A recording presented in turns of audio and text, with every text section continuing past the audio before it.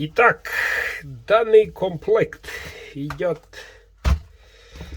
Красноярский край, село Казачинское. Хозяин Артем.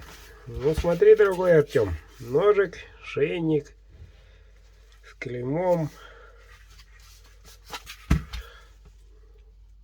Вот такой красивенький капик. Сталька PGK 12, угол посередине. Почему сделано посередине? Когда колоть, чтобы удар, сила удара пошло посередине, тогда не лопнет ножик. Учтите, господа кузнецы. Чуть-чуть должно быть кончик посередине. Но это ошибка. Шибко дошел до точно до середины. Ну ничего. Так, замечу еще раз. На данном ноже термичка не максимальная. То есть, что это означает? Означает то, что пользоваться можно. Удары можно. Не сильно, но можно. Вот. И что примечательно, ударопрочность и емкость удара терпит. Это действительно так. Рычажные движения на максималке, хвостовик толстый. Вот. Ну, сломать все что угодно можно, и жизнь можно сломать.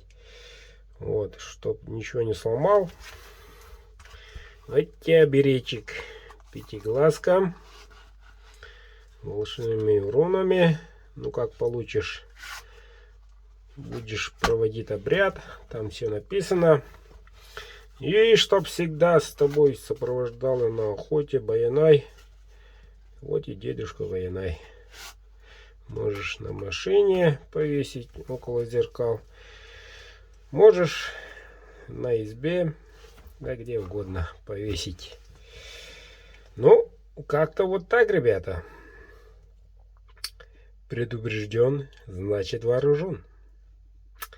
Заказывайте, ребята, по старым ценам. Заказа почти нету, можно так сказать. Осталось всего ничего 8 штук ножей сделать. В течение недели будут они готовы. Вот те, кто заказали. И все. Впереди половина месяца почти, пока никто движухой, как говорится, мало. Ну ничего, не унываем, участвуем, заказываем. И всех наконец-то наступающим 2022.